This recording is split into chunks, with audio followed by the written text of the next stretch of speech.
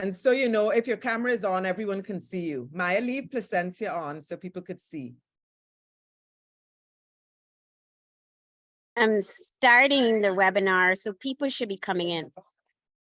Or We saw a young Belizean just now peeping.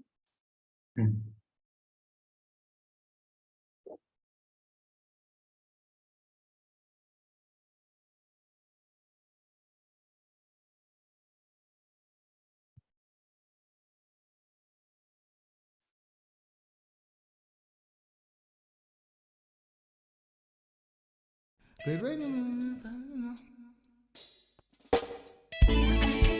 Oh yes, oh yeah, oh yeah, yeah. Whoa, whoa. All right, yeah, yeah. Oh,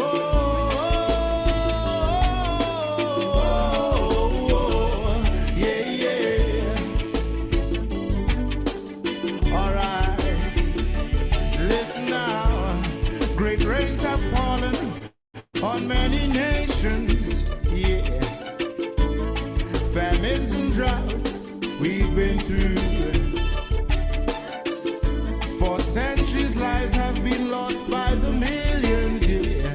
And today the only difference is you.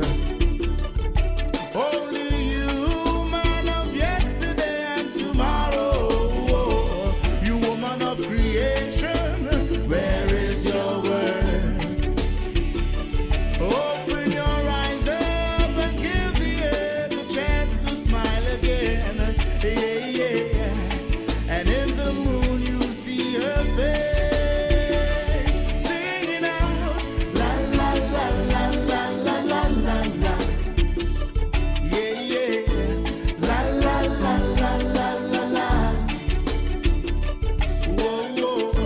La la la la la la la la la. Yeah, yeah. La la la la la la la. Hey, our bees are leaving with their honey now. Yeah, and I wonder if you don't see. Yeah, nature has already begun to launch its attack. So maybe we'll soon lose all our rivers and seas. Hey, you men of Cairo, Nairobi, Addis Ababa warriors, Mama Soweto, I hear your cry. Could we ever rise up and give this earth a chance to smile again? So, in the moon you see her face when she's singing out la la la la la la la la la. Yeah, yeah. La la la la la la la. Oh, oh. La la la la la la la la la. Yeah, yeah. La la la la la la la. Yeah, oh yeah. La la la la la la la la la. Oh, oh. La la la la la la la. Hey, la la la la la la la la la. Yeah, yeah. La la la la la la la. So hear me now. All right. She's singing out.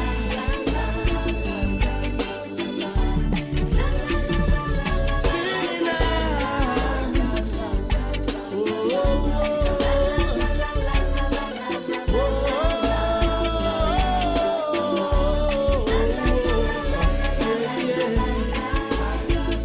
All right.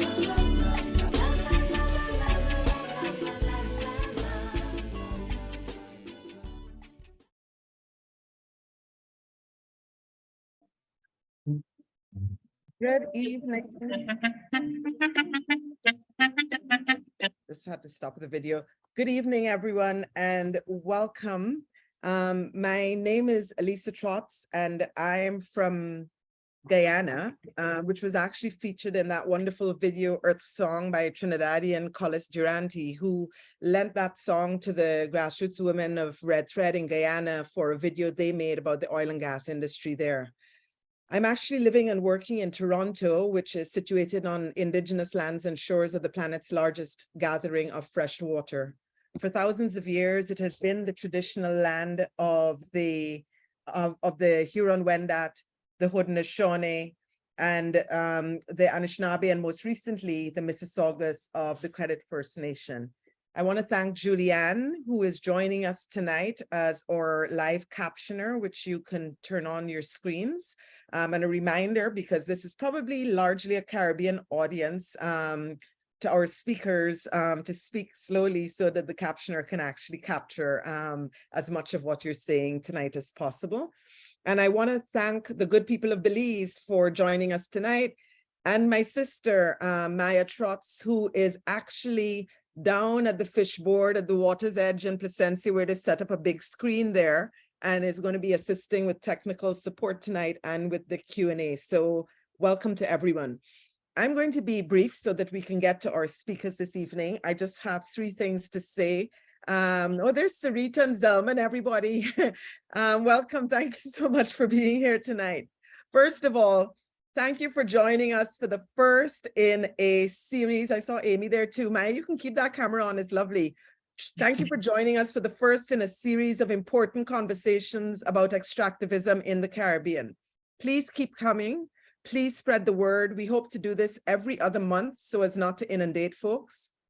We hope this will become an opportunity to share stories about how extractivism is affecting communities across the Caribbean and to highlight what folks are doing about it. The stories we will bring you are not the only stories from each place, nor are they perfect or complete stories, but for each session, the focus is going to be the same. What are some of the issues? What are the questions being raised? What is being done?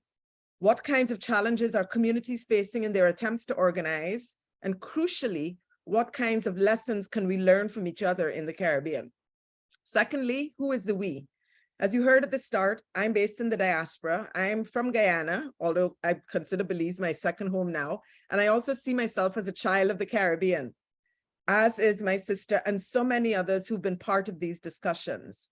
But the we of these conversations begins in the region with those who have remained there or those who have returned there. And this is who you're going to be hearing from in each session. I want to make this absolutely clear. We offer solidarity and support in different ways to those who are taking the lead and the initiative right in the Caribbean in difficult times now.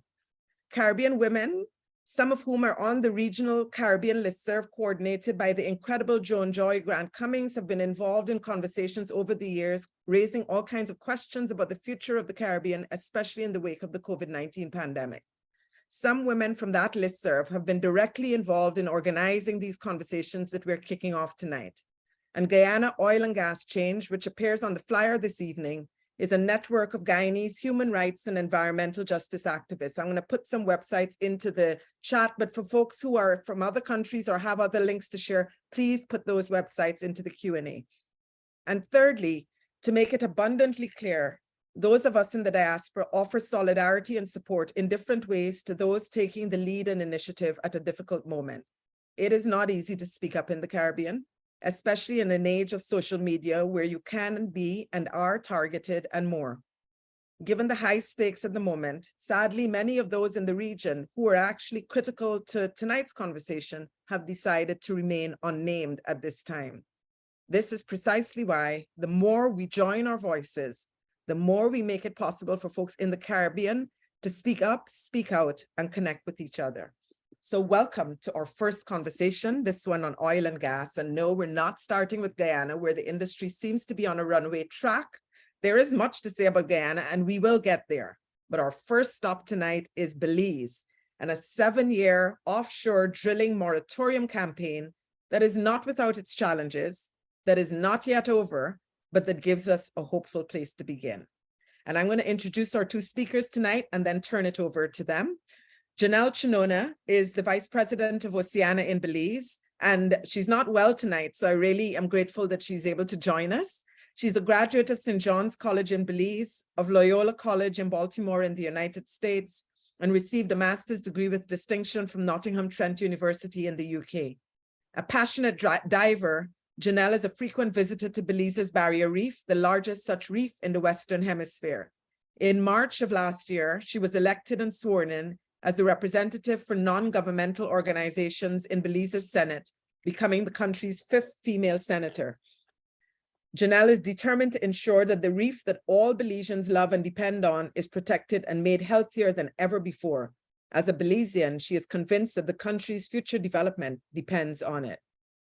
After Janelle, we will hear from Percival Cho, who has had a long and interesting career in the public sector, which culminated in the post of Chief Executive Officer for the ministry responsible for fisheries, forestry, the environment, climate change, sustainable development, coastal zone protected areas, and waste management. That's a mouthful, Percival.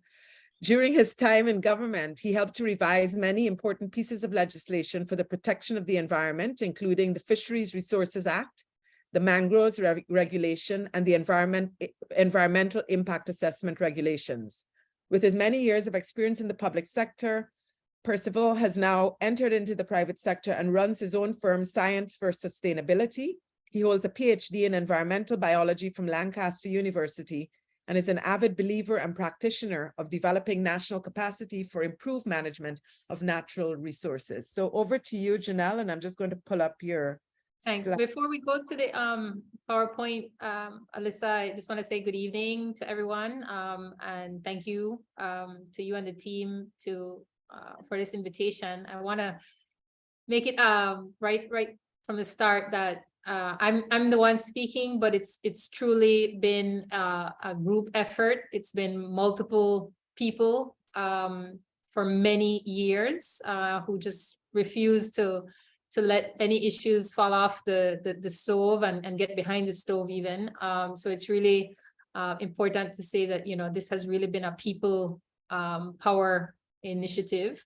And I also want to call out that yesterday, I think we all celebrated Women's Day, International Women's Day, and I want to acknowledge that many of the voices on this and that continue to speak to environmental issues in Belize are women running local groups, doing the science, engaging, asking the hard questions. And as far as we've come, I think we only need to look at the violence, the discrimination, you know, all the issues that women continue to face to know that we still have a ways to go. And it is real and sobering to think that, you know, that we do have to be conscious and kind of self-censor out of, you know, the threat of victimization or violence or worse in this day and age. So to those you rightly called out that have to be silent in solidarity to protect themselves, I do want to say thank you, and that we see you, we feel you,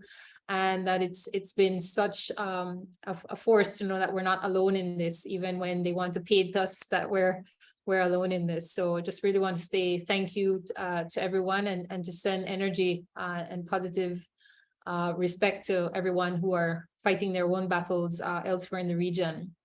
As Alyssa called out, our story in Belize is ongoing, but we have hit some high notes. We're working towards hitting a few more. But Alyssa, if you can go ahead and start the presentation, we'll work through the presentation rather quickly, just because I want this to be more conversational than presentation. And just to say, Oceana came to Belize in late 2009. It came to Belize for fisheries. And out of the mandate, we believe organizationally that if we manage our fisheries resources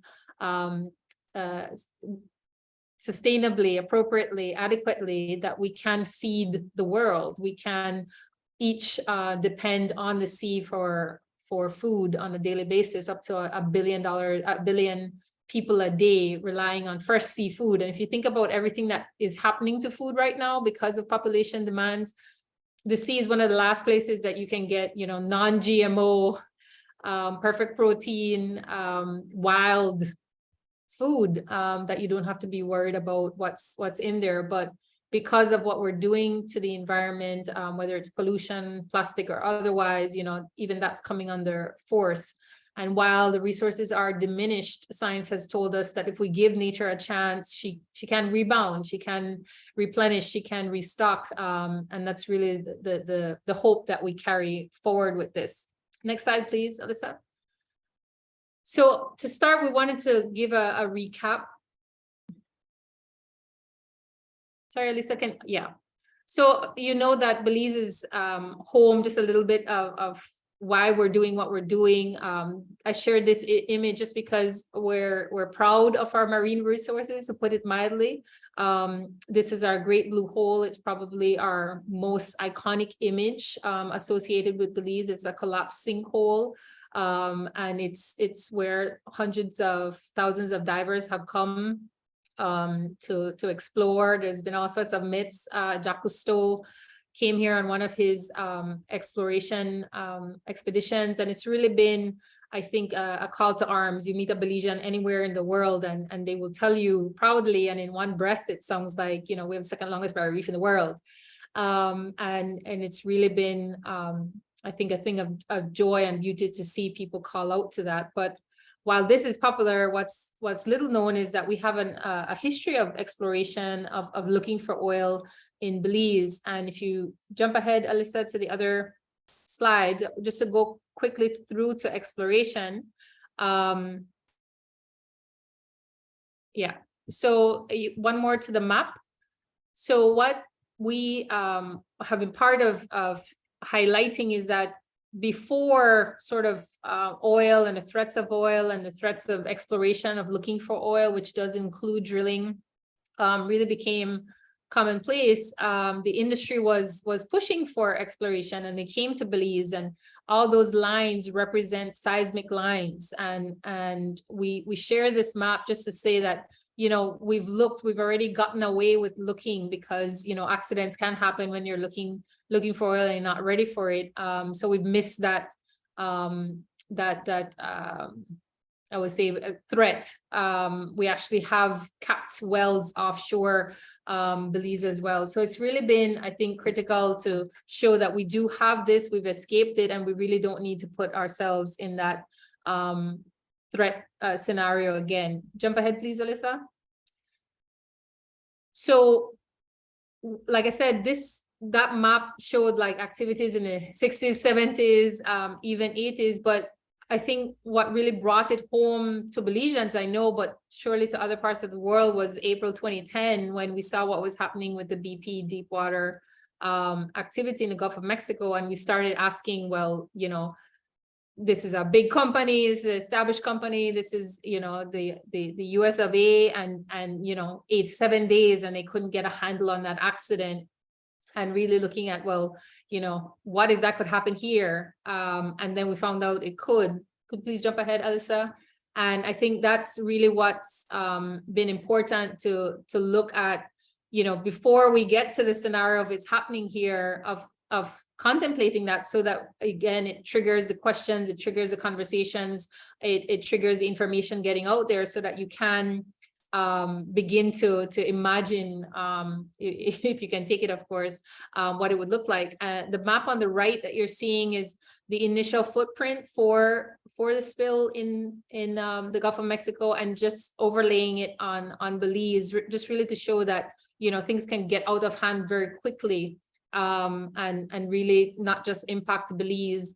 And I think they've more recently done other maps, region-wide maps of spills coming out of Trinidad, out of Guyana, other places, just to really show that it's not enough for us to say, okay, this is a isolated thing. It's really that we're all interconnected, interdependent, and whatever we're doing, including extractivism, can have impacts, negative impacts on the rest of the Caribbean, as well as on our neighbors. Jump ahead, please, Alyssa. So when we started asking questions, one of the things that came out was that, well, yeah, it could happen, because we had already leased much of the area offshore to prospective companies. And just want to draw your attention. So the map that you're seeing on the left, to the right of that, has a blue block.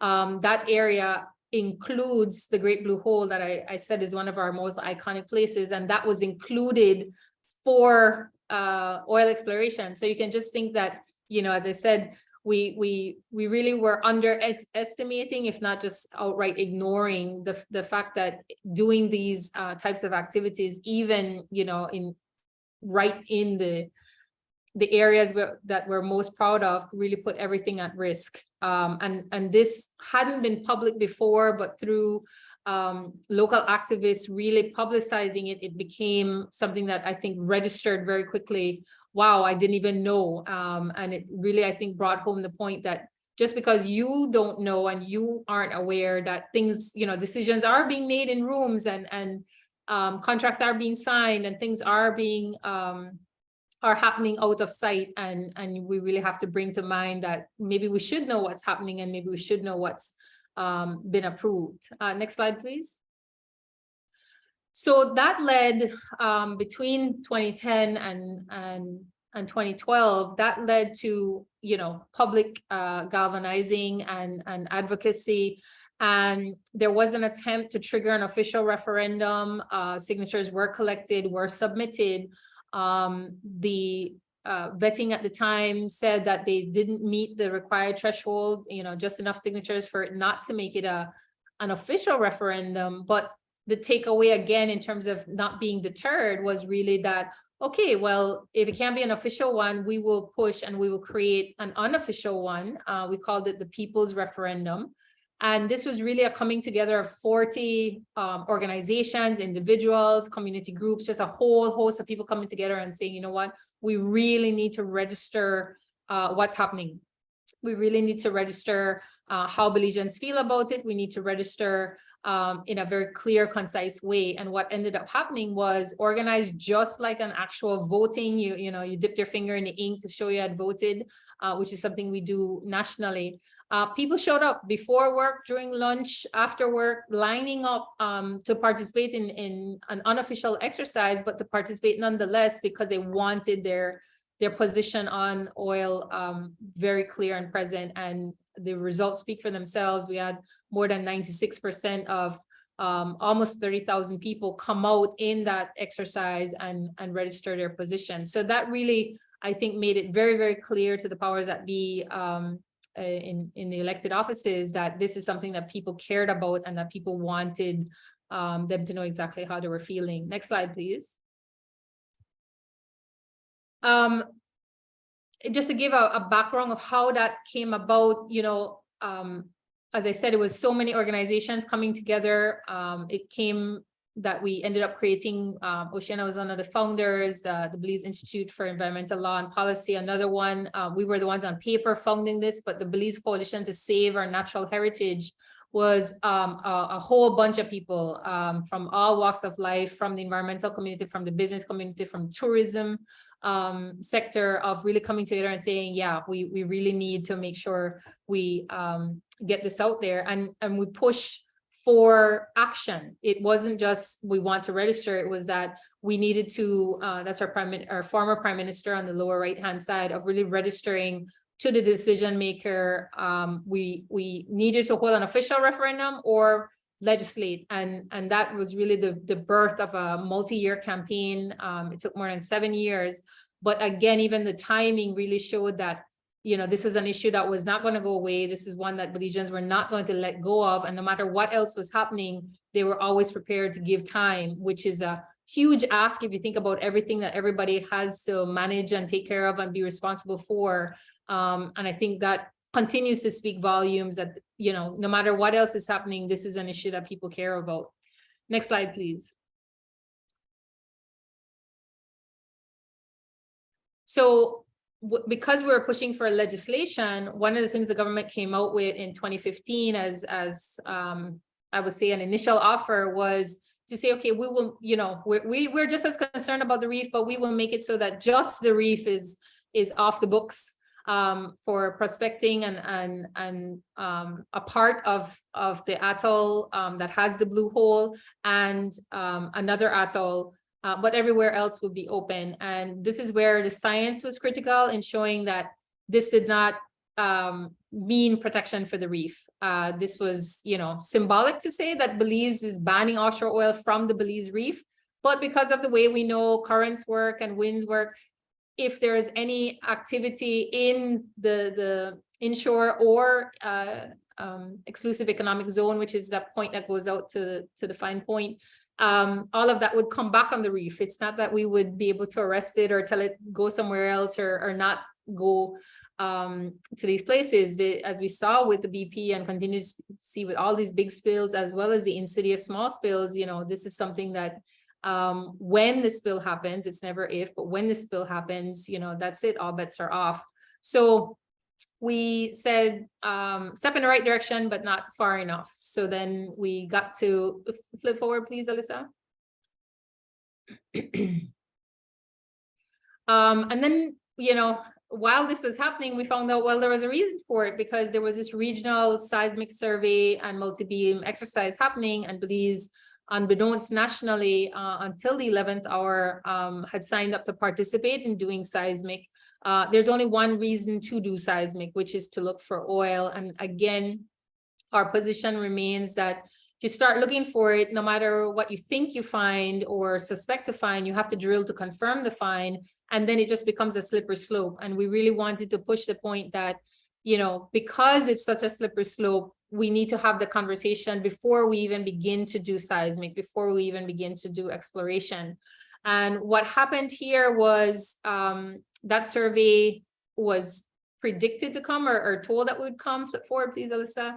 And then next thing you know, sorry, flip forward, please. Yeah, next thing you know, before they're supposed to be here and before they're even supposed to start to work, because there was a date, locals got wind that there was a boat in Belizean waters, and they hired on their own, a plane and captured that the boat had actually started working in Belizean waters. And that didn't sit well any at all.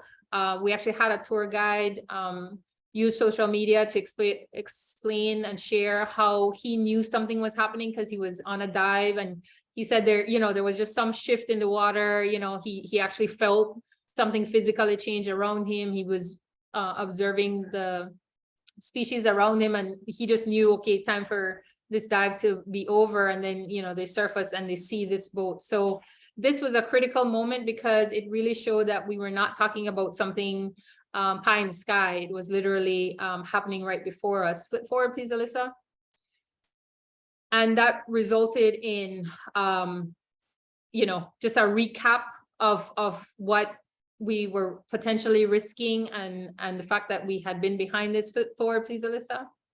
And really coming to fruition, coming to fruition that we needed to drive home the point that it was really important for us to push for the action and push for inclusion and push for just information before decisions could be made, because collectively we'd all suffer if that decision was not one that we were all ready for and we knew what we were getting into. So we used our communications tactics very strategically in really highlighting the, I guess, direct and immediate impact of this industry to tourism-based, nature-based economy like Belize's.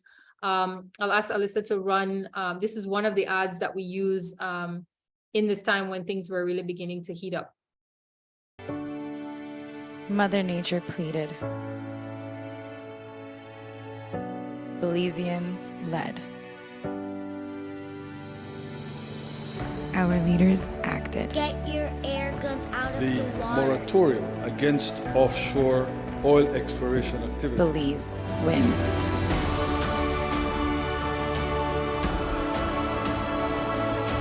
Protect what you love. Thank you, Belize.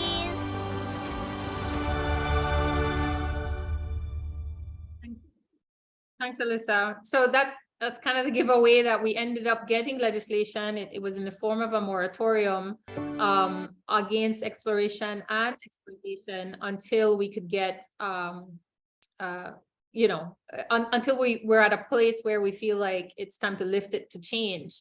I'll get to that a little bit later, but this is one of the voices I wanted to introduce you here. A young woman, Madison Edwards, when she started advocating, she was 10, 11 years old at the time. But again, it was really crucial that speaking for her future and that of her peers and the generations, her younger siblings, of really showing that, being able to use her voice and be supported by her family and be able to be amplified, using her platform, but having other groups amplify her message, that she could stress and really bring her message home. And I want to ask Alyssa to run this video that we did to talk about her as a young Belizean, a young voice. She's a resident of San Pedro, which is Belize's tourism capital. It's one of the highest real estate, most popular tourism destinations for the country. So she was seeing kind of front lines firsthand that her community would be one of the places directly impacted right off the bat. So Alyssa, can you run her video, please?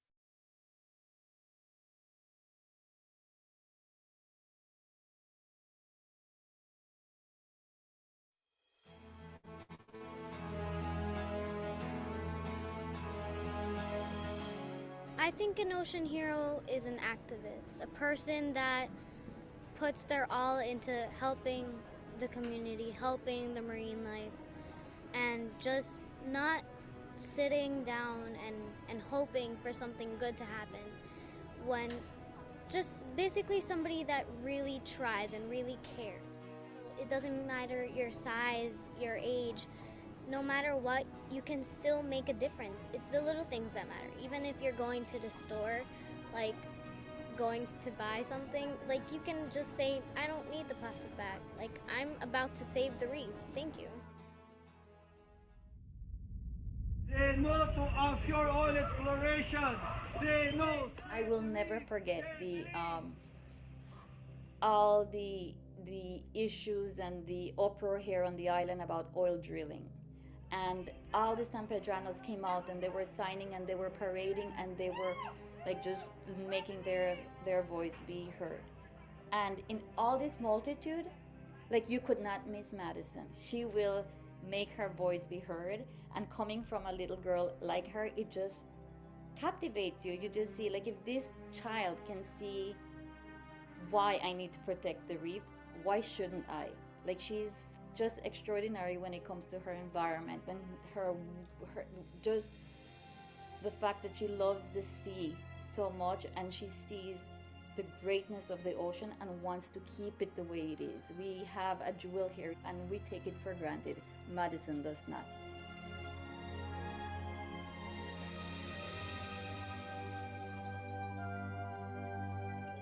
It took her realizing that there's a problem out there, that we need to keep the reef safe, and it took courage for her to just say, okay, I'm gonna do this. She deserves it for her passion and for being so outspoken. She was more outspoken than a lot of us, you know. I guess there's not that fear that we feel, oh, I'm gonna upset someone or whatever. She just does it from her heart.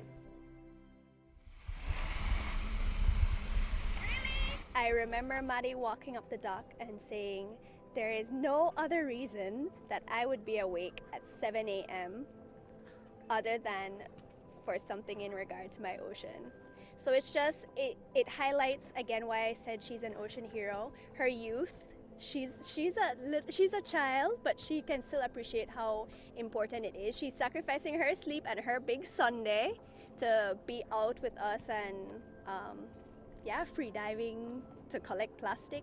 I think that moment kind of brought out her youthfulness, that she's still like, oh, I can't believe I'm awake at 7 a.m. But that she's willing to make that sacrifice to raise awareness.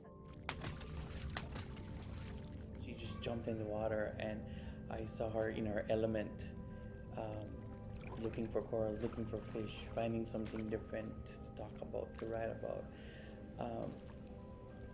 I saw this, passion. I could see the passion in her of the ocean and the sea and she caring for it. I saw how much she appreciates the ocean, the water, and why she was there. The reason why she was there doing what she did. In this field, it's so important as well that youth be more recognized, because they tend to be disregarded as, oh, they can't vote. Why are we going to listen to them? But what they fail to realize is that youth are going to be the ones voting in the future, and how they feel about the ocean and protecting it will shape their views in the future, their political views.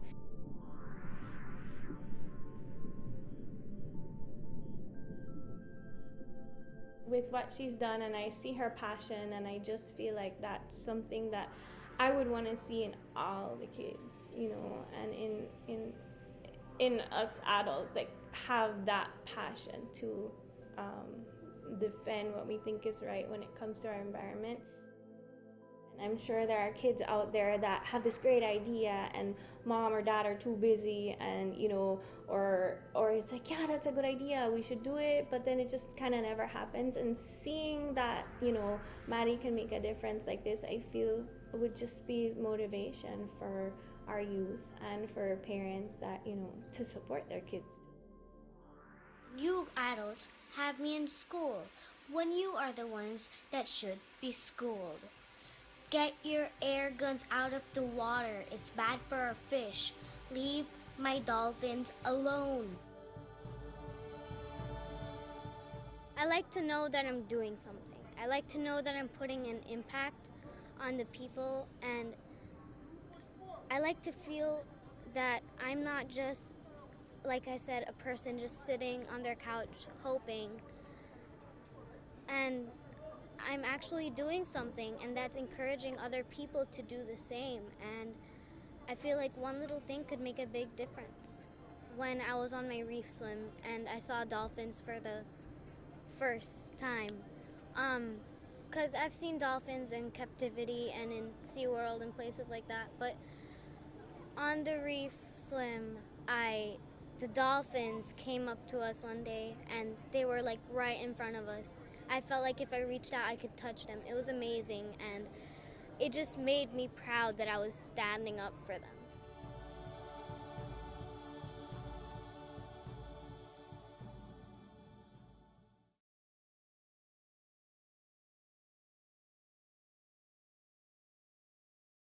Thanks, Alyssa. So again, Madison is one of the voices on this, but I mean, I immediately think that, you know, I remember we took Belize City boys out to Half Moon Cay, which is our most eastern point, and at one point we said, you know, we got to think about packing up to go back, and they were like, we Belize City no miss we, you know, why do we have to go back? And it was just you know, a reminder that, you know, we, by giving the kids ownership and showing them, yeah, all of this is yours as Belizeans, then that sense of ownership really comes into play from a very young age, and, you know, helping to expose kids to their environment, and just having that association of like, this is ours, and if we don't take care of it, it can't take care of us. And that's why we called ultimately the moratorium that was declared in this, it was introduced to the House in October 2017. It became law December 2017, the People's Law, because it was everybody of all ages coming together and really emphasizing this is important to us. We are saying no, this is an indefinite moratorium, and really we're doing it because we love and we want to protect what's protecting us. Everybody should be aware we do have the second longest barrier reef in the world. 3 of the Western Caribbean's 4 atolls. And most importantly, you know, more than 60% of our population depends every day on the integrity of our coastal and marine resources. And economically, you know, it's our backbone. We are very tourism based. You know, 1 in every 4 Belizeans is employed in tourism. We have about 15,000 fishers and people directly dependent on fishing. So if we lose that, the sea as a way of life and our livelihoods, it's really, you know, what do we have and how do we do that? Because we heavily import, you know, our trade import balance is what it is, which is, I think, upwards of 80% we're importing. So it would really shift, you know, if we don't safeguard the resources that we do have, it would really shift entirely who we are as Belizeans and who we want to be, which is to develop in a way, but in a way that makes sure that we do so consciously and make informed decisions. Next slide, please, Alyssa. So just to recap quickly, you can flip through, Alyssa, there are about 4 or 5, things that Belize has done, which is move from this idea that we can protect just the reef to now we have a situation, keep flipping please, Alyssa, where the oil moratorium covers all Belizean waters. Flip through one more time, and then we have a ban on all forms of trawling. So it means that the entire Belize waters is protected more than 36,000 kilometers. I did want to talk a little bit because I know dependence on energy is key, and I'm going to go through these quickly because I'm aware of the time. Flip through, please, Alyssa, just to talk about our energy picture right now. So this is 2020 numbers, and looking at most of our energy supply coming from bagasse, which is from our sugarcane plantations in northern Belize. We do have crude oil extraction happening in western Belize. That field is just about at the end of its extraction, we believe. We have hydro, and we have a very small amount of solar happening. Flip through, please, Alyssa.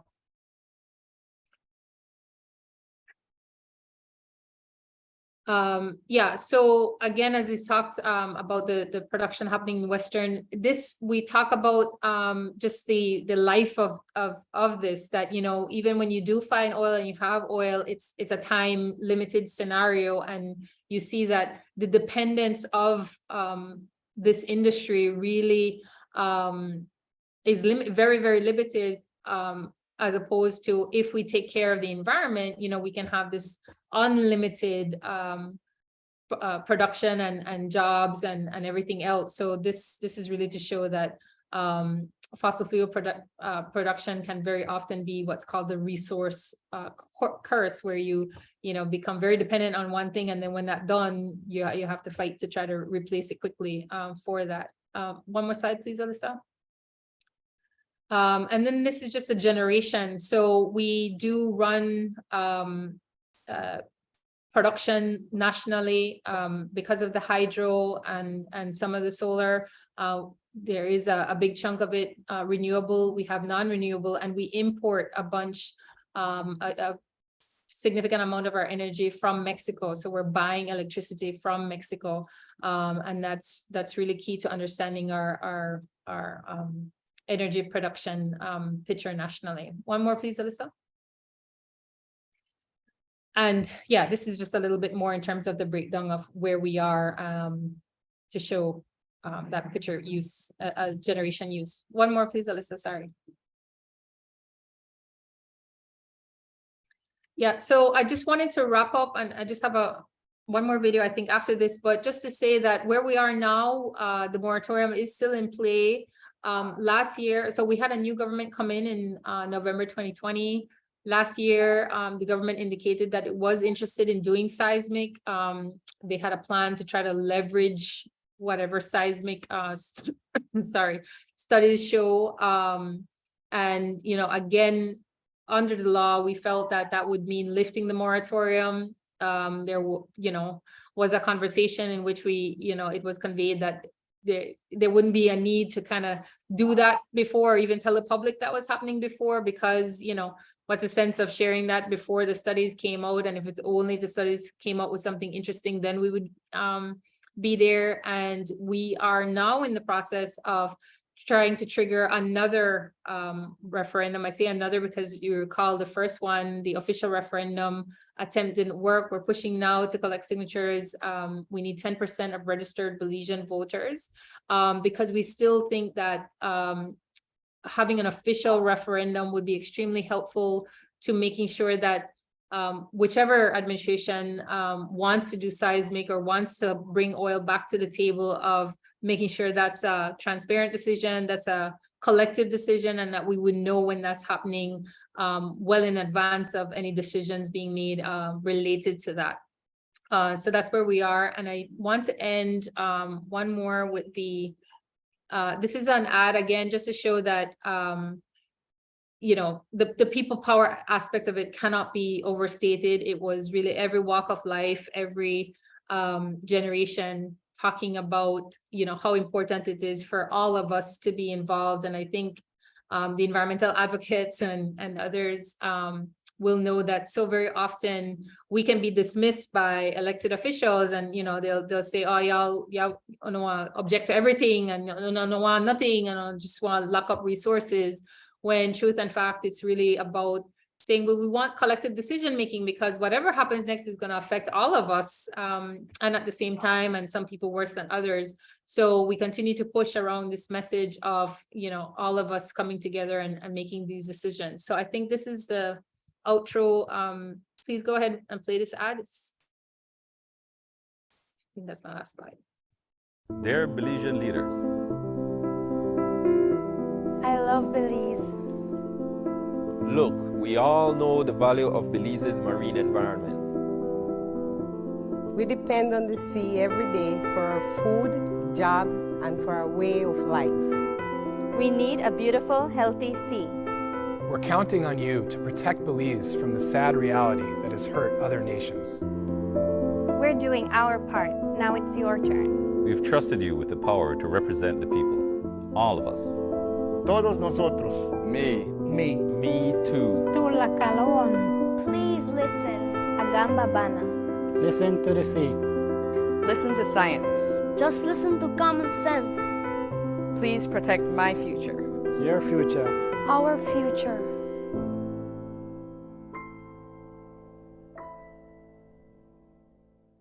So thank you so much for your attention, and I'm sorry again about my voice. I've been struggling post-COVID. I had it twice, and they tell me I have some long COVID impact. So apologies if I went up and down, but I wanted to really set up that because of what we were able to achieve with the law, and really showing again just the continued interest and the momentum and the mobilization immediately when this issue comes back to the table, that it really created an environment conducive to other things happening. And there's been, you may have seen Belize in the news for globally significant impact. And I have to think it's because that show of political will, not just from the people in elected office, but from Belizeans, average Belizeans coming together, really set up that, these people are behind something, and they want something. And I think that's been critical. And I want to pass over to our colleague, Dr. Percival Cho, for his intervention in how the offshore moratorium law really created an avenue for other important things for Belize. So Percival, please go ahead. All right, good evening, everyone, and thanks, Janelle. And that has been I think a walk down memory lane for me, at least, to review the campaign. And Oceana really has become synonymous with public policy campaigning to basically change the minds of politicians and drive policy in a certain direction. And so, kudos to Janelle and her team, and to generally the public in Belize who have taken real interest in environmental matters. And that has to do with all the media appearances and the media work that NGOs like Oceana has done. So yeah, that's a walk down memory lane. What I want to do is to just add a little bit more to the latter part of the story, following the campaign to ban offshore drilling. As I recall, the law was passed in Parliament on December 2017. And I came really on board earlier that same year. So it was, I think it was sort of for me a baptism by fire, because there were so many initiatives underway. And the offshore ban really fell within the concept of delisting the Belize Barrier Reef from the list of World Heritage Sites in danger. So I'm just going to share a slide here to add some pointers.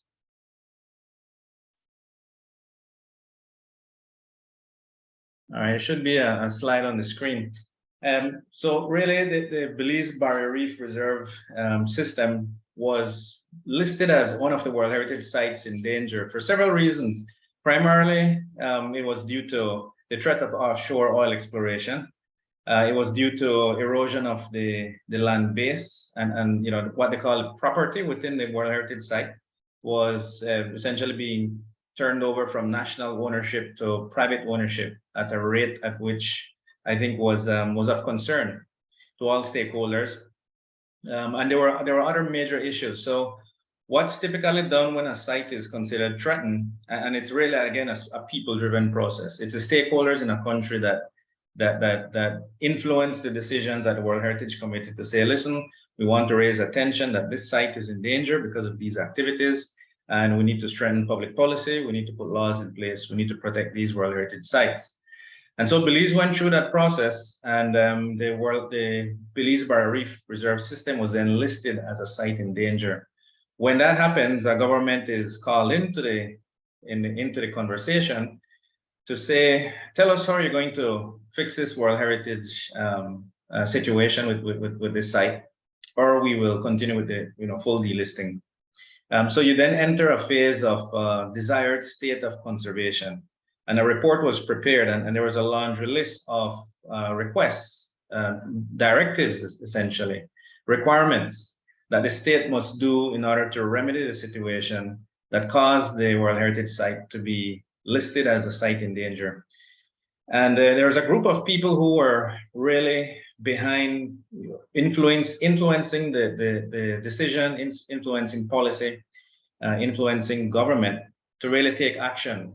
And as the title of this webinar really says, I mean, it's quoting Mahatma Gandhi, when the people lead, the leaders follow. That's exactly what happened in my experience in working towards getting Belize's barrier reef off the danger list. It was a people-driven process, and so I listed the main names that I remember from the entire process. That I think it was about a year and a half that it took us to get it delisted. At the top of the list is the late Vivian Ramnaris Belize, who used to be with the Fisheries Department. She was the sort of driving force behind all the reports that the government, the state, had to prepare to say, okay, World Heritage Committee, we understand we're in a little bit of hot water, and these are the steps that we're taking to remedy the situation. So she worked feverishly on all the reports, and there were annual reports that had to be prepared. And civil society also had a huge role. I mean, Janelle basically described the campaign process to get one of the remedies in place. But other folks from WCS, from the World Wildlife Fund, Nadia Budd, Nicola Will, Amanda Burgos, who is one of the NGO, the head of one of the NGOs who helped to manage different sites in the Belize Barrier Reef Reserve System. And then Valdemar Andrade and Roosevelt Blades, who at the time Valdemar was the head of one of the other NGOs that helped to manage one of the sites. And then Roosevelt was the UNESCO designate representative by the government. So these folks really were calling me, messaging me almost on a weekly basis, in some cases on a daily basis, to keep the momentum, to get things done. And so it was a people-driven process, and they did what they have to do to influence policy. They called this minister and that minister and made sure things were kept on the agenda at cabinet. And really the process then was several steps, and there was a lot of inertia before 2017 to have the government do anything. And the government was kind of portraying a lot of inertia on some of these activities. As Janelle said or described quite nicely, an entire public campaign had to be done to get the ban on offshore oil exploration in place. And that was one of the first check marks that we succeeded in. Following that, there was the adoption, or just before that, there was the adoption of the Integrated Coastal Zone Plan, which was really maybe a low-hanging fruit. That one was kind of easy to do. It was essentially a plan prepared that says, this is the zones that we've delimited for our reef. This is what we plan to do in these zones, and this is what we plan to not do in these zones. And the government approved that in 2016. The revision of the mangroves regulations was another requirement from the desired state of conservation report that the government committed to doing, and this was achieved with much support from WCS and World Wildlife Fund, Nicola Will and Nadia Budd, who helped to form a committee of sort of technical experts that went through and basically did the painstaking task of revising a legislation, section by section by section by section.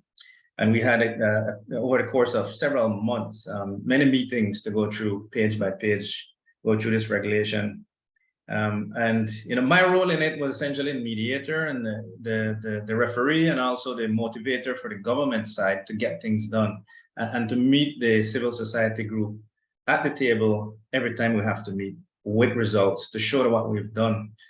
And it was quite a task because some of the challenges had to do with foot dragging. I mean, any of you who've been in public sector before know what foot dragging is. And also the reluctance from some of the ministries that had responsibility for the extractive resources in the country. There was reluctance at the highest level, but that was dealt with, at the political level. And eventually these, coming with decisions from cabinet, really a ministry has to execute. So our strategy was to really advise cabinet and have this decision made to do certain things at the highest level, and then that filtered back down to the ministries. One of the most difficult, and I think it's probably still underway today, to be quite honest. I need to, Janelle can probably say whether it's been achieved or not, which is the protection of the last remaining public lands within the Barrier Reef Reserve System. When we demitted office, the survey was done, and it was a difficult process because there was only about 42 hectares left in the entire Barrier Reef Reserve System that was still public land. And there were scattered islands across the Sapodilla and saltwater key ranges. But fortunately, with some little bit of massaging of the Ministry of Lands personnel to get the surveys authenticated, to get the surveys signed, and to then go through the process of validating that. That took some time, but with a little bit of massaging there and some coaxing, eventually that was done. The surveys were completed.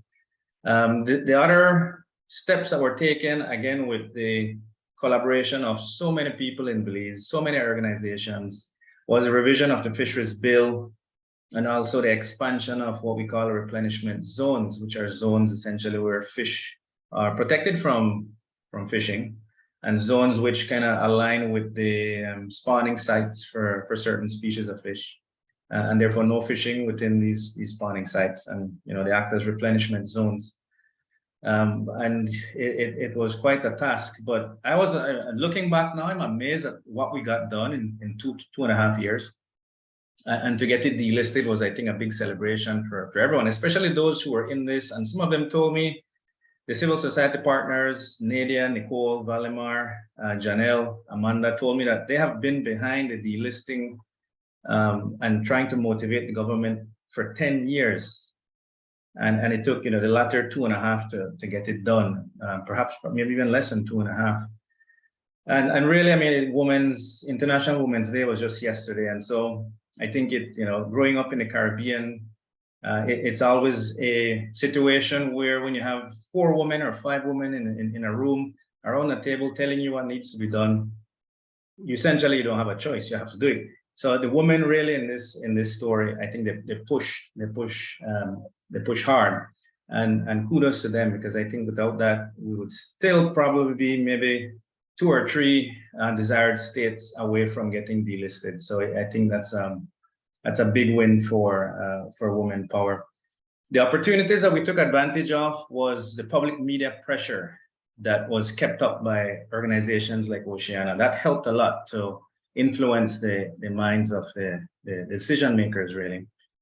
There was also what we consider a well-funded and organized marine sector, civil society sector, which up to today is still, I think that situation is still there, where we have a well-organized NGO community in the marine sector.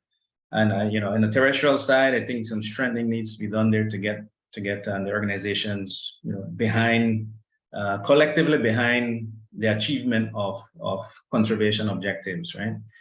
There was also high-level prime ministerial support, and that's a must. I think that's a no-brainer. If the prime minister is behind it, it will happen. Proactively, the fisheries department operated, quite well. They collaborated, like I said, the late Vivian Ramnaris Belize. She was the officer that kept things moving at the technical level with the communication between the World Heritage Committee and Belize. And so in summary, what started it off and what helped was that public drive that Oceana, that Janelle just described, that Oceana took part in. And so that's a success story for public campaigning, Janelle. And there's many other things that perhaps need to be corrected in natural resource management in the country and in the region. So as much as Belize can be an example for other countries, we'll always be more than happy to share our experience. So thank you very much. Thanks so much, Percival. Very, very grateful for your interventions. Thank you so much. Thank you so much, Percival. And we're going to now turn it over to Q&A. I'm going to invite Maya. Maya, are you able to come on? Right, and moderate? I'm here, yeah, and want to say thank you and thank you to the participants online. It looks like we have about 57 people joined today. We do ask that you put questions in the Q&A. I think I see 5. So let me see if we have questions that we could ask. I know there are comments on there. John Palmer, for Janelle and Oceana and everyone in Belize. Can we show the video on Madison Edwards, the ocean hero, to the 15,000 fisher folk in Guyana? And I imagine that answer is yes. And there should be a way to team up. Janelle, you want to answer that? Yep, we can send that. It's a Vimeo link. We can send that to Alyssa, and I don't know if you want to put it in the us to put it in the chat, the link to it, or if you're doing any follow-up, Alyssa, we can add that. Yeah, we actually have the video. Andrew sent me the video, but we have recorded this as well. So as we continue this series, the idea is to actually hold a hub where all of this can be accessed. Thank you. So the next question I see there is, did the Belize government question the representativeness of civil society in its quest for a moratorium? And if so, how did you respond to that? And also, how did you protect the advocacy for a moratorium from being politicized? Janelle, before you answer that, can I also add to that, especially in light of the fact that several of the folks in the region did not want to be named as being involved in the organizing? What kind of pushback and resistance or even antagonism did organizers face in Belize, and how did you all manage to deal with that as part of your answer to this question? I think day by day was the answer. I mean, I think whenever you take on a position, there is some, and I don't know where it comes from, there is some tendency to say, well, if you want to tell me how to do my job, maybe you should run. And if you get my job, then you can do that. So who are you to tell me you don't like something or you want something different? So that's one mindset. I think as Caribbean people, we need to bell the cat that misogyny is alive and well. So it's also that as women, we were confronted with, who are you as a woman, and why are you telling me, a man, X, Y, or Z? And I think thirdly was, yeah, you work for an organization, or where you get your money from, and you're doing this because you have an agenda. And I think the disinformation about why we were doing what we were doing was very real. And I think the counter to that was just that we never went away, and we had the facts and we had the receipts, and we could show that we were a fully Belizean team, that we had the science behind us, that we had the public with us asking questions, and that's where I reference just the inability to dismiss. I don't think we've been surprised, but it has been disappointing that the same folks that were with us when we were in sort of the heights and the throes of working towards the moratorium, they're now associated with this government. And it's been interesting to see, well, kind of a shift around that, and a watering down perhaps of those positions. And that's politics, and that's partisan politics. But we also had the benefit of being stable in our messaging and stable in our position, because we were not doing it for political mileage or partisan points. We were doing it because of principles and because we believe in what we were what we are promoting and really galvanizing people on that. And I think that has been and will continue to be the way we counter that, because I think that's real. And I think, again, the threat of victimization and worse is also real, you know, because we have a very small society, a very small economy, very small population, and we have big problems with crime. And, you know, that kind of back of mind, paying attention to the hairs on the back of your head, you know, if I stick my neck out, you know, how is this going to be managed? And, you know, that's sobering, as I said, that as an activist, as advocates, we have to be very conscious that it is a risk, and we totally respect those that can't come out for one reason or another, whether, you know, they're working or their husband is working with, you know, government or government agencies or whatever it is, even though they support in principle, they can't be public around that. And I think that's where the many hands light load come in, that, you know, because we have this diversity of support across the board, that the vote being sacred, being secret, really would give everybody who wants to have a point in the conversation can do so, I guess I could say safely, you know, without being kind of singled out or marked on. And we also fully recognize with the petition even that, you know, you're putting literally your name, your address, you know, this information, and trusting that this won't be used against you in some effort to say, oh, you want to sign petition? All right, we'll make sure we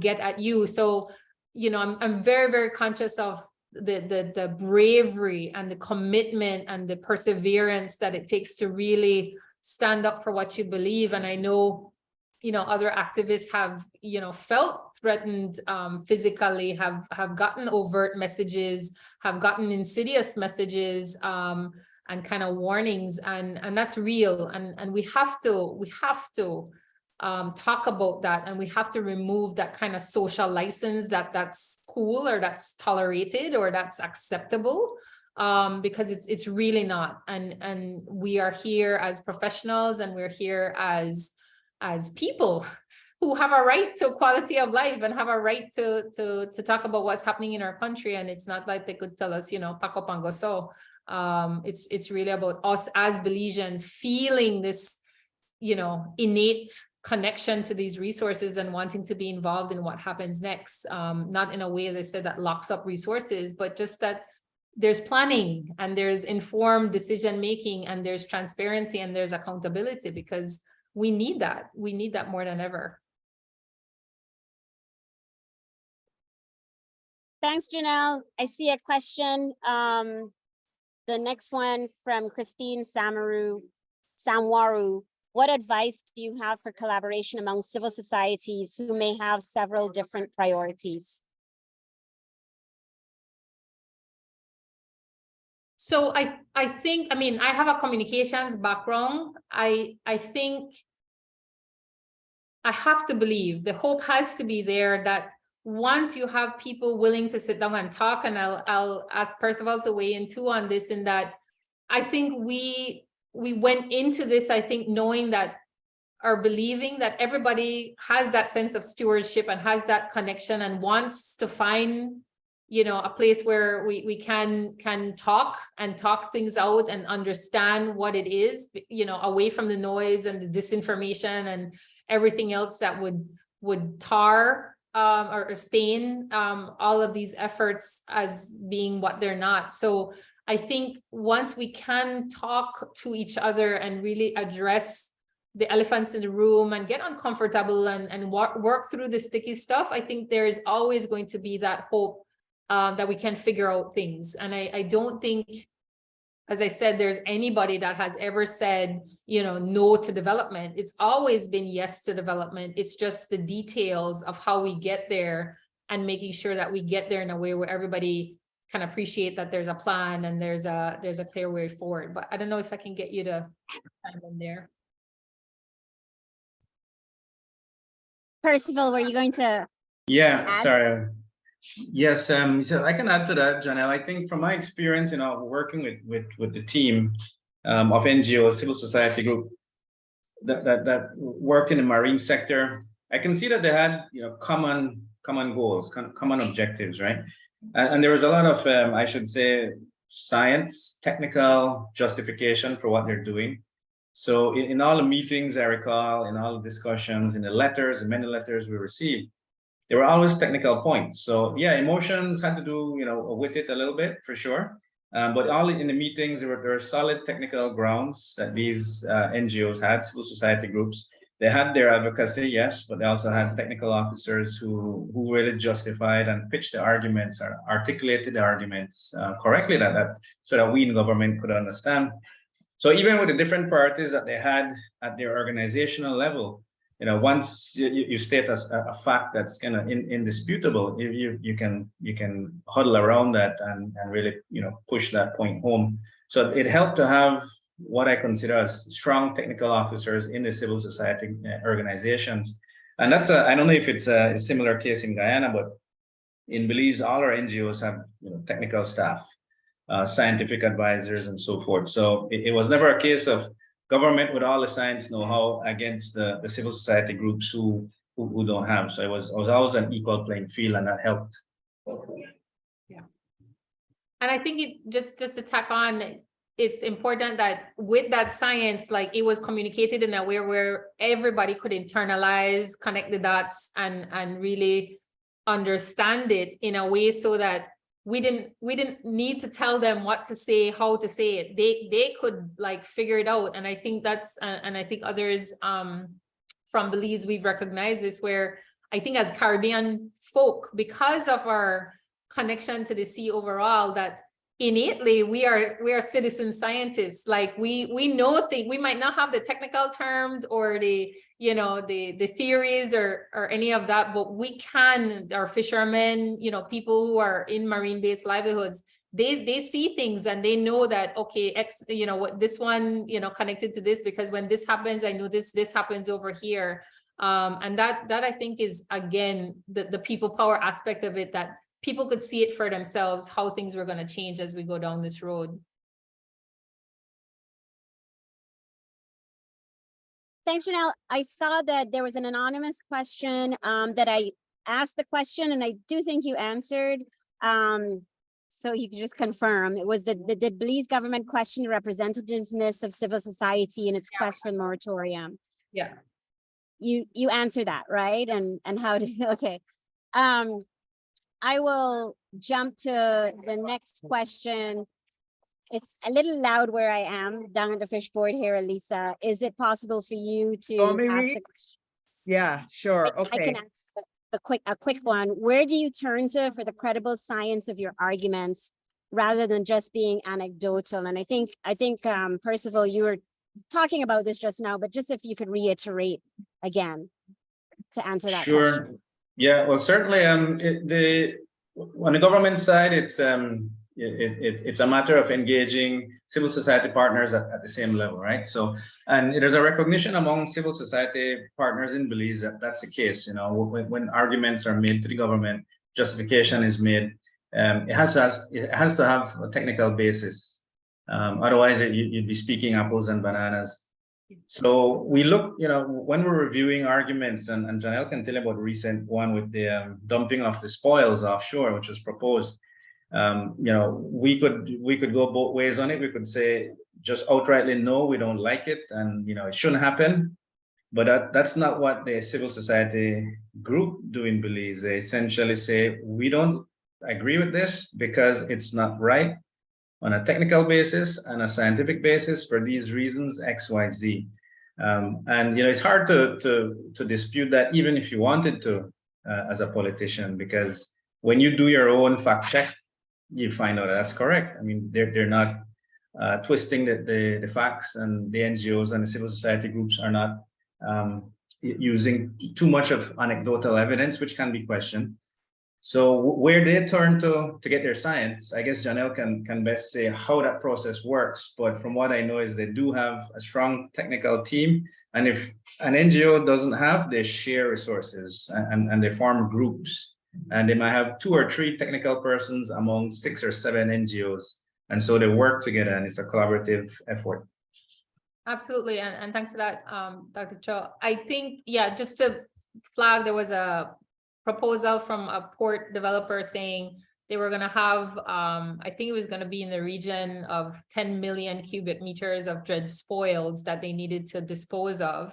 And the proposal was that they would dump that offshore.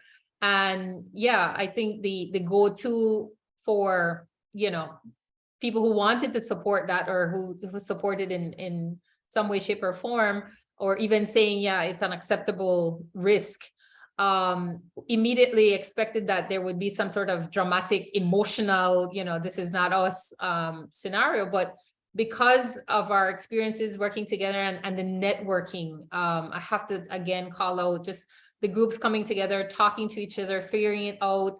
I remember Fragments of Hope, Lisa Karn, saying, you know, I might know somebody, reached out to Dr. Claire, who is a scientist who was able to talk about, yeah, even if you put the spoils down in this place, it will move and it will end up on the reef. It will end up here. It will compromise these sites. And that was incontrovertible. And it even led to a precedent of a presentation to one of the decision-making bodies in the country. So it was really, yes, from the University of Miami, who had other experience studying, you know, this type of behavior. So again, just talking to each other, just asking questions, reaching out and saying, you know, this is what's happening. Can anybody share something similar? Can anybody point me in the right direction? And it really, I mean, the technology today and just the connectedness of how quickly you can be talking to somebody from Australia or somebody from Asia and getting insight and realizing, oh yeah, there was some issues around that with, you know, Port of Miami or in this scenario, because you know, the way some of these EIA these ECP, the documents associated with these proposals, you know, it's these big, thick, bulky documents, and you know, they're saying, oh yeah, it's, you know, this activity happens all over the world and it's not a big deal, nobody dies, you know, don't get excited. And it's really helpful when you can get the technical help and technical expertise to go through that and really pick apart and really question, yeah, but you know, this might be an oversimplification of this, you know, the impacts of this project. And that's just been incredible to witness, of people coming together and presenting non-emotional, which I want to call out, emotions aren't bad. It's just that, you know, for whatever reason, it's one of the go-tos of saying, yeah, they're just being emotional and reactive and dramatic. And, you know, I don't want to say that it's gender-based, but that's one of the go-to pushbacks that pops up. And this having the science and having notable scientists, and, you know, not just people paid to do things or to say things to get things through. Independent science, peer-reviewed science has been critical in making sure that those contributions are weighed appropriately in the decision-making process. Mm-hmm. It's very helpful, Janelle. I'm looking at the time, and I'm going to, we're going to not take any further questions, but you can keep putting them, because we will ask Janelle and Percival and post those publicly as we make this recording available. But I'm going to ask 5 more questions, just so you know, in terms of timing. This is really amazing. And your last comment actually made us think that we probably need to have a session bringing people across the Caribbean to share their experiences with these environmental impact assessments. And what they really do and don't do, and how they seem to be about consultation but aren't. I'm going to ask 4 questions, and I'm going to end with one from Percy. So Percy Hinson's online, and his question is about what can we learn from this in relation to Guyana. That's a big one. So it's just about what advice you might share for a country that is already under production. But the 4 questions I'm going to ask first, so succinct answers, so that we can set a precedent here and as a practice going forward. The first is, can you say what is the status of the current situation with the moratorium? Is it still strongly in force? Is there still the high level support from the government and fisheries, etc., or is there current pushback? That's the first question. The law is in effect. There is support. There has been a letter saying, yeah, we're walking back any comments related to seismic. Our current position is asking for that to be strengthened the law itself to include a referendum mechanism so that at any point, if any administration in the future wants to talk about that, that would be an automatic requirement as opposed to a signature drive and all of that. So that's again, including a people-centered mechanism into the law.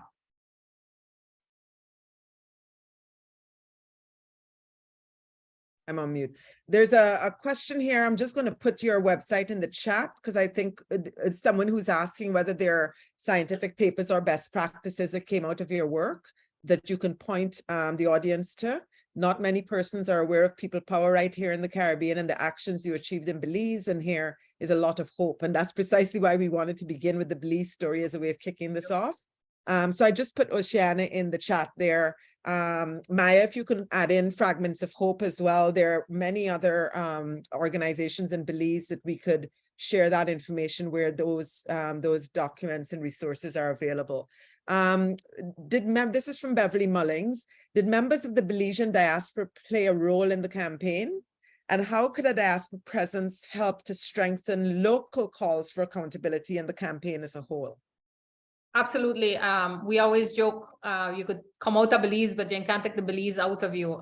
Again, wherever Belizeans are in the world, they are tuned into what's happening at home. Social media has helped to do that. Technology has helped to do that. And I think it was really helpful for diaspora, even though they can't vote in the drives or participate in the drives, sharing it on social media and just amplifying and using what voice and power they do have to highlight that even outside of the diaspora or within the diaspora, sorry, outside of the country, that this is critical to everybody who is Belizean by heart or Belizean by birth. The next question is from Danuta Radzik, and this obviously comes out of a Guyanese experience. Belize being a sort of hugely multicultural society, are groups politically supportive of political parties, and did this impact your campaign in any way? That's a tricky one. I would say on this issue, it's always been a Belize first. I think even when people have tried to politicize it, and I'll ask Percy to weigh into with his opinion, but my opinion, I think even when people have tried to make this about a partisan vote, that hasn't really taken root, because it's always been, I can be a member of a political party, and admittedly, we only have two major parties, but it's never been politicized. They will come out and say, you know, whatever this is on this issue, on this point, I will support what I think. Yeah, I would support that statement, Janelle, especially with the Belize Bar Reef reserve system delisting.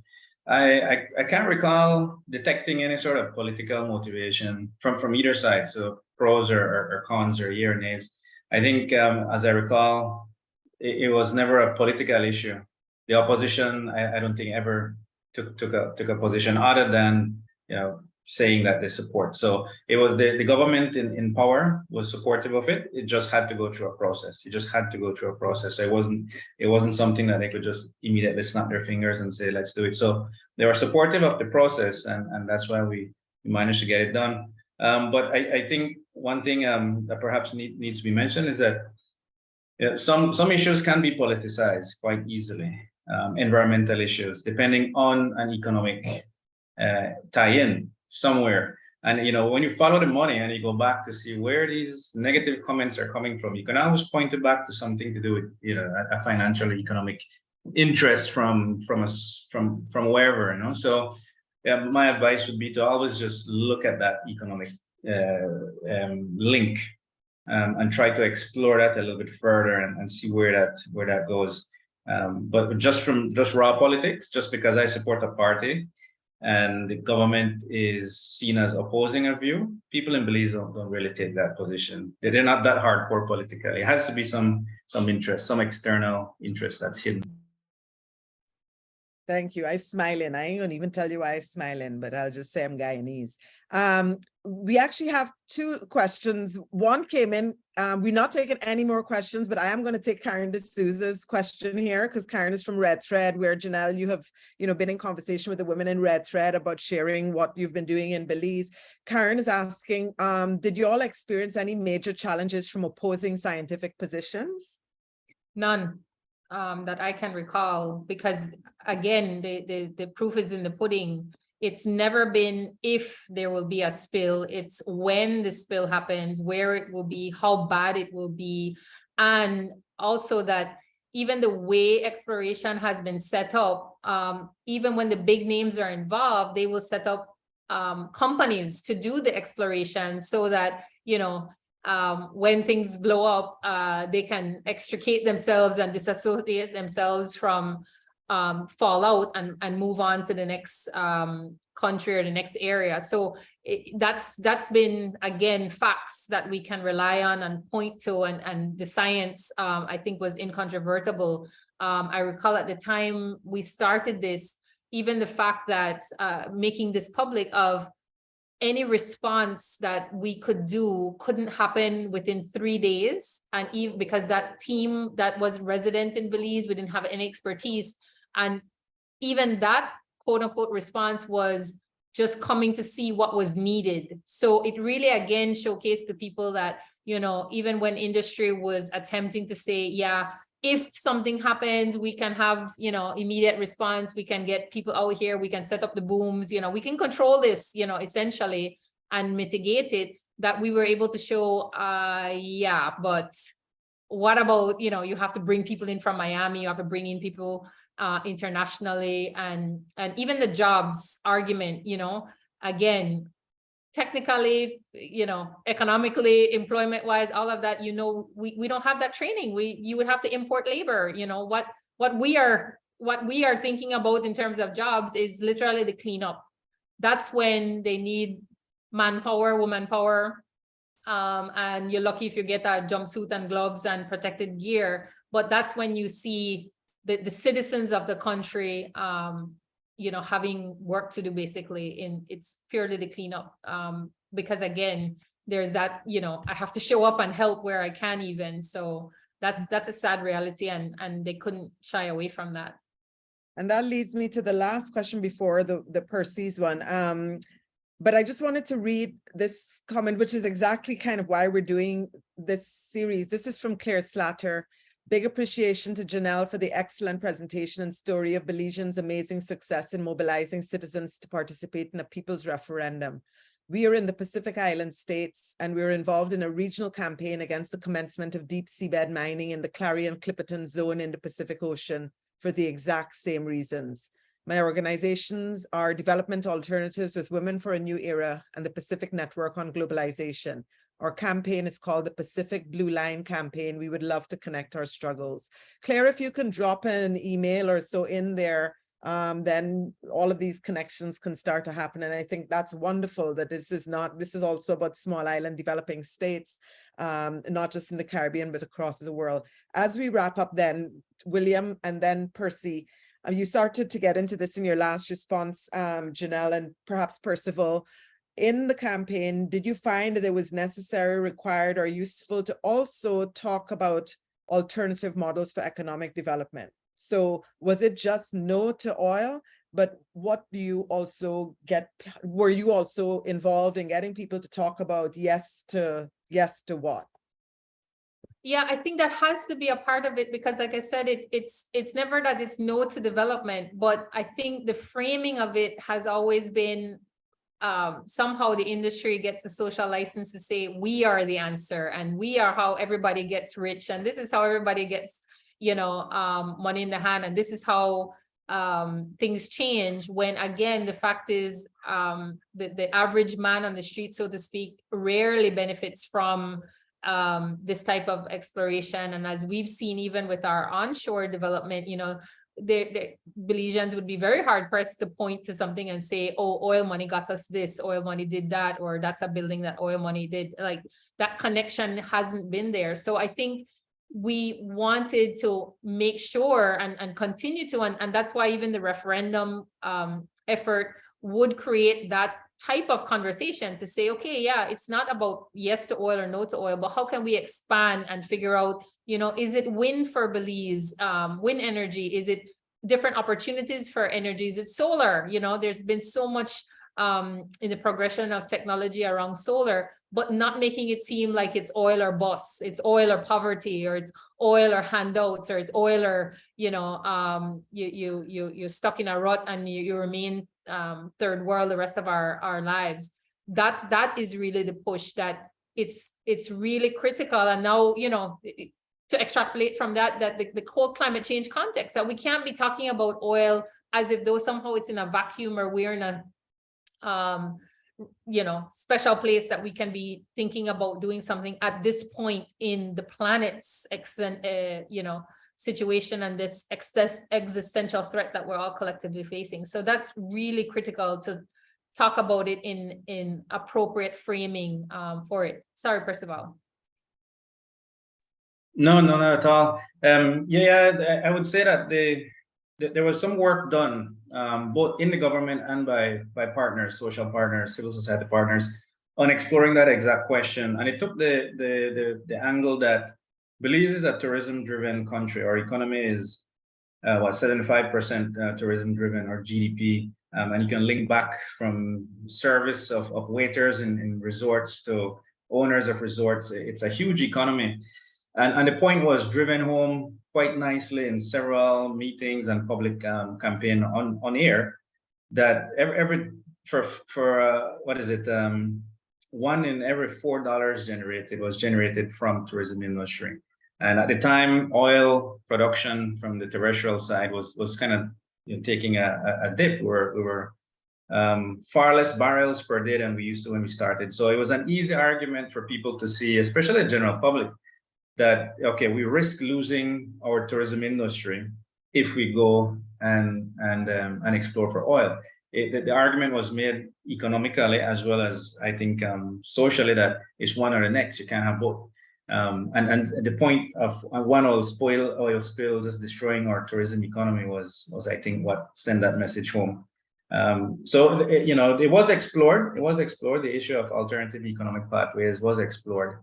But it was so easy to see, so we didn't take a lot of convincing that, you know, we had to stay the course and develop for sustainable tourism, and that has been the model accepted. And I can't see the country going in any other direction than that. It works for everybody. Thank you so much. And actually, it reminded me of a comment that I didn't read from Anna Zalek, who has left the call, but said that the point that you all raised about importing energy from Mexico is really notable, given that Mexico is now increasingly dependent on US fracked gas for energy generation, where the profits that are generated are accruing to a Canadian firm behind much of that infrastructure. The company is called TC Energy. Yeah. So I don't know, Percival, if you had any thoughts on that, or... And then I'll just end with Percy's question. Sure. Yeah. The issue of self-sustainability with energy production, and Janelle showed you some graphs or displayed some graphs on there. We domestically, what we produce majority from renewable sources, so bagasse. But from what we consume, we import majority from Mexico, and that has always been a risk for energy independence.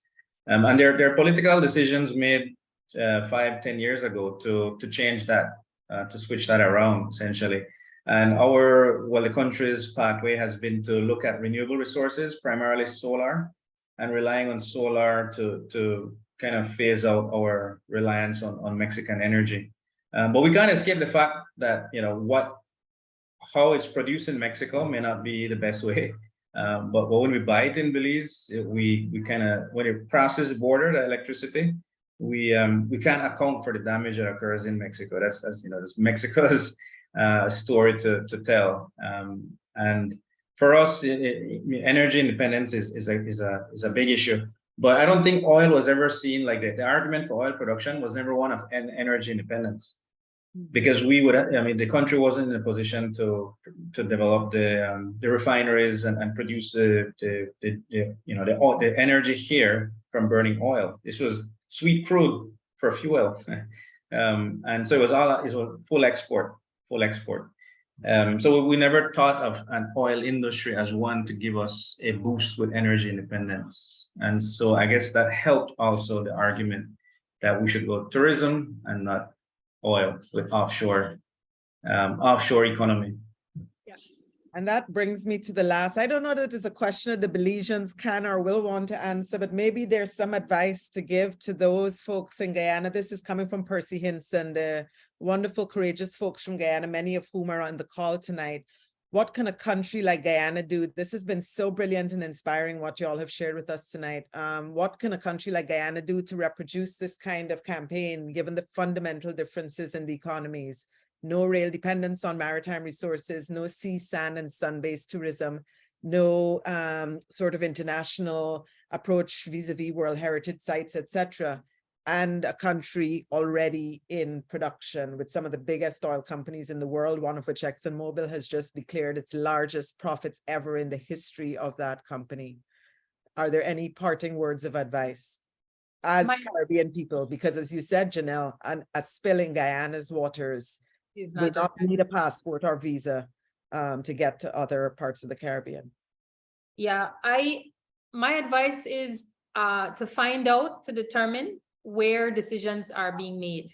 If that's being made in the legislature, if that's being made in the business community, wherever that decision is being made, and map out what those people are motivated by or paying attention to. If it's your elected officials, I mean, again, it's elected officials want to get re-elected. They want to win campaigns and they want to stay in government. They are going to pay attention to what their constituents care about. So it's using and tracing, this is important to the people I need to vote for me. Therefore, I need to pay attention to this and I need to figure out what I'm going to do next. Otherwise, they're going to go against me. So it's really important for that political decision mapping to take place and scientifically doing that and figuring out, how do I communicate? How do I make sure they see how people feel about their decisions? I would also even, thinking about throwing everything in the kitchen sink at it, it's really important too, I think, and this is a recent development for our region, of looking at things like campaign finance and, making sure that we know, what's the lobby effort, what's the, where's the, as Percival called out, where's the money coming from, and where's the pushback coming from, and where are the bad actors coming from? Because again, people are motivated for personal reasons, for economic reasons, for a wide range of reasons. So how do we figure out basically who's a decision maker, decision makers, and really looking at everybody around them or leading to them or supporting them, and making sure that they have visibility on everybody else that has a problem with this. Because even though you're in production, it does not necessarily mean that you have to stay in production. And there is, we are seeing that globally with people in production making conscious decisions to shift and transition away from that. And I think that's real. So that would be my advice. Thank you. Any closing words, Percival, briefly? Yeah, I think the answer to that question lies in the title of the webinar. When people lead, leaders follow. I mean, we can assume that the economic interests in Guyana would be, yes, drill for oil. Obviously, that's the case and it has happened. But has the temperature of the public been tested? I mean, a referendum like what Janelle did, Oceana did, or supported may not be, immediately within your reach, but public surveys of a different type run through universities, institutes of academic learning, could help to take the temperature of the general public. And countries like Belize and Guyana, and we're all the same, are sometimes subjected to this resource curse, where you have a huge resource, and in 50 years, 100 years time, when you finish exploiting it, you look back at the benefits you had, and only 1% of the population really benefited, and the rest has gone to waste. And that sort of education of the public of the risks of not properly managing a resource, and testing the temperature of the public opinion on these issues, and public education, I think, is one of the ways that can help with the with effort in Guyana for sure. Thank you. I'm ending with this. I'm, we dedicate this evening first to Vivian Ramnarek, Belize and Belize, and I'm ending with this, Percival. This is Red Thread that launched a monthly picket campaign yesterday outside the office of the president. They're going to be doing a vigil for 1 hour every month, 1 day a month, and inviting the public to stand with them. So this has started. But I have to tell you that, when that question was asked by Percy and you all started to answer, the chat started to blow up and my phone started to blow up and people were like, who are the decision makers? Exxon.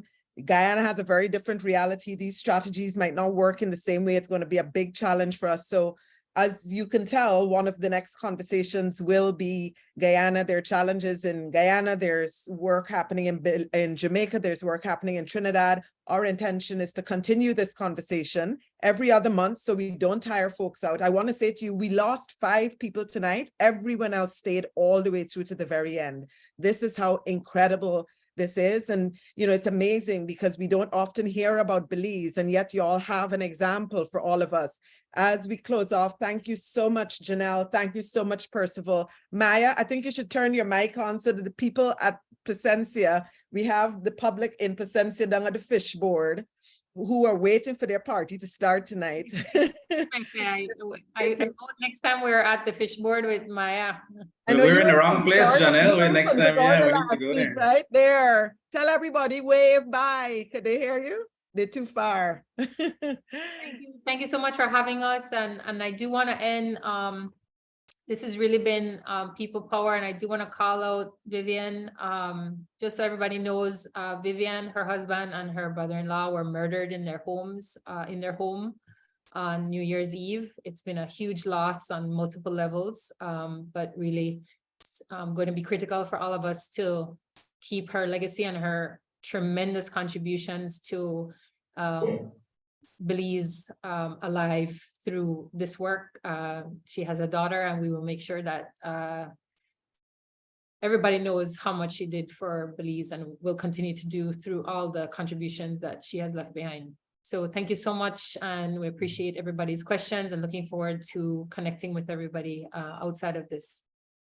Wonderful. Thank you. Great. Percival, you could Thank go you. walk the dog now. Yes, I will. Care, All right, thanks for the invite. Have a good Bye. evening, everybody. Bye. Take care. Bye-bye. Bye-bye. Good night. And thank you to our closed captioner too. Bye-bye.